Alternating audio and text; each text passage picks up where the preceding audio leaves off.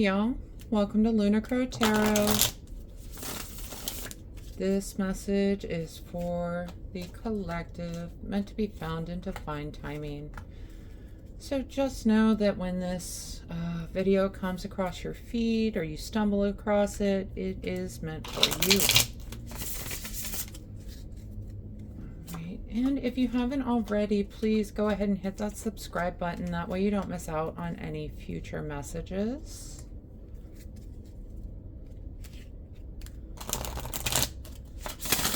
And we're going to start with an oracle card.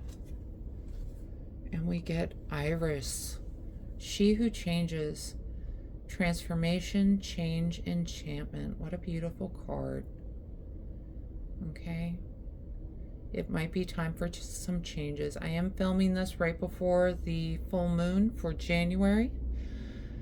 So we might be coming up, you know, full moons are great for endings, for bringing something to an end, for changes. All right, let's go ahead and hop into these cards. And yeah, big changes. So we've got the Six of Swords with the Ten of Pentacles.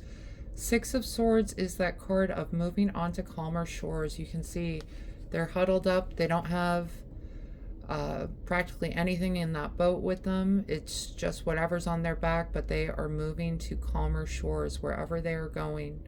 It's going to be calmer than where they've been. And paired with the Ten of Pentacles is really that card of ending, of something being completed, coming to the end, fulfillment, right? We've got the happy family in the garden, the grandkids playing down by their feet. They've got the nice house behind them.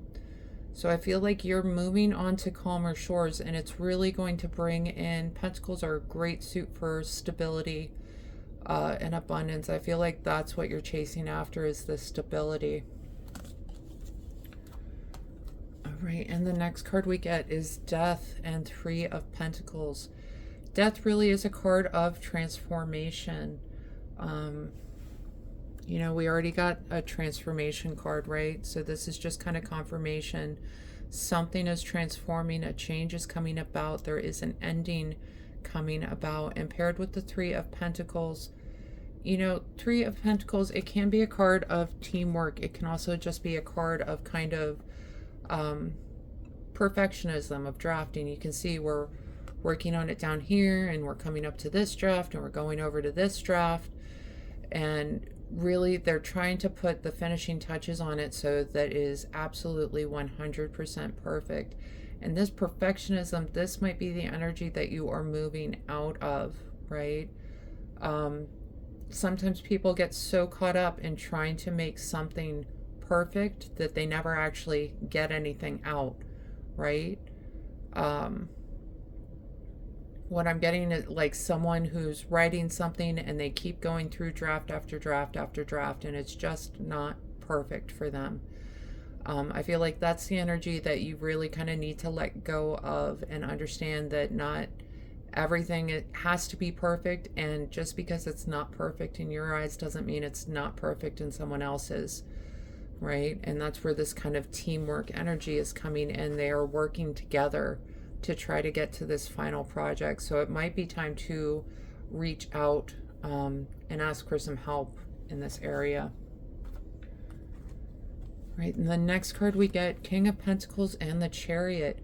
Kings represent some sort of leading influence on our life, some sort of person in our life that really helps show us the way, right?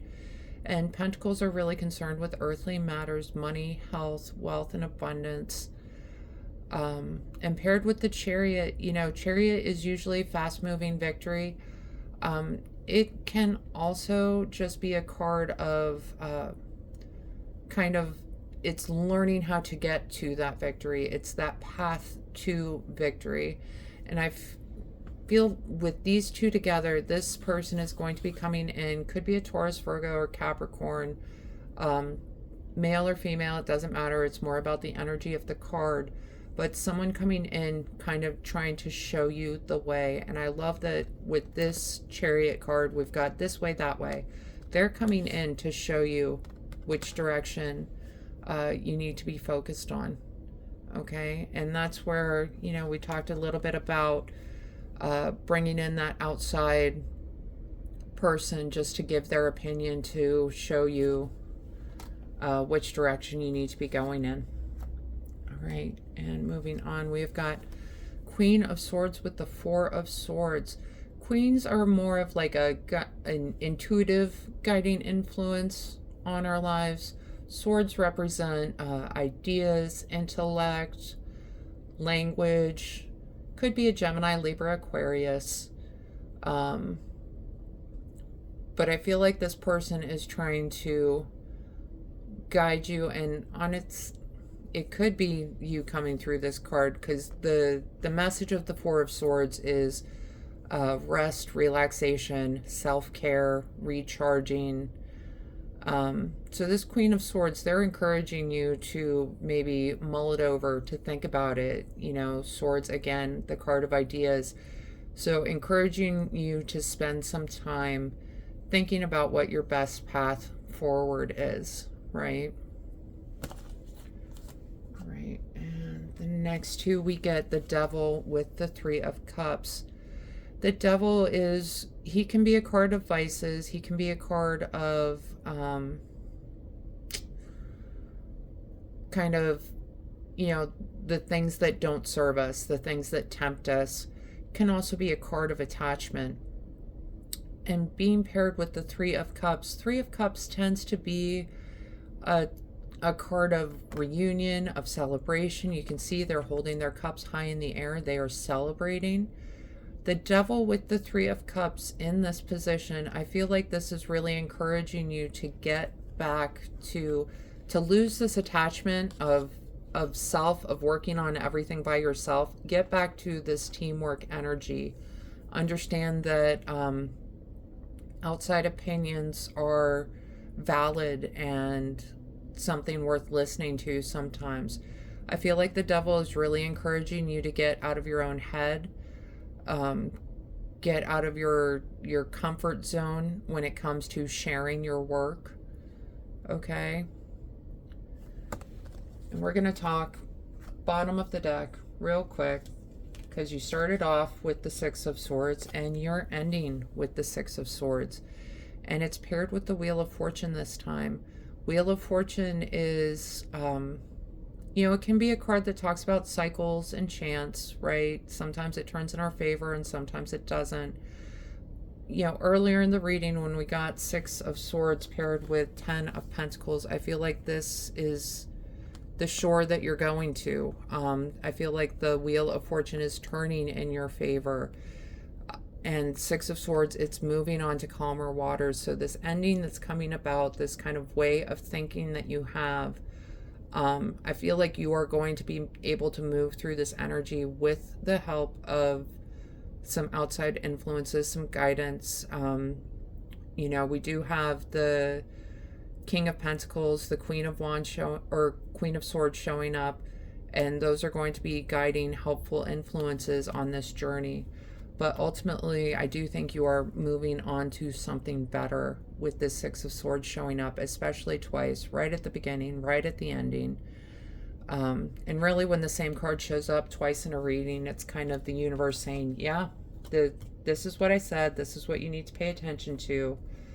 So you are transforming, right? And we are going to pull some more oracle cards just to see what other messages come through for us. You know, you're going to have to put in some work, collective, but ultimately I think this is going to be for your highest good. I'm excited for you. Transformation can be a rough time in our lives, but usually it leads to something better, right? And that's what you need to be focused on. All right, and the first card we get, lifting the veil, questioning everything, anything unaligned must go. Yeah, to me this feels like this Three of Pentacles energy. You know, they're trying to get on the same page, right? So anything that's unaligned must go. anything that is not working out for that highest good. Okay. We got clear waters, clear vision, confirmation, right timing, opportunity. This is a great card for you. Just in regarding, you do have this opportunity coming in with this Six of Swords energy coming in for you. It's that moving on to calmer waters. It is the right timing. You are heading towards opportunity. You have people that are around you who are resources for you. And you are moving through this transformation energy, but understand it is the right time to do so. Okay, and this is your confirmation. And the next card we get is Cup of Tea, patience, reassessment. Transformation takes time, right? And also in transformation, I think you need to be open to the idea that you're going to have to switch your tact every once in a while. That's what reassessment is all about, is, okay, what's working, what's not working, where do I need to change things, where do I need to really transform. So have some patience with yourself, when you're taking this time to rest, when you're working all these ideas out.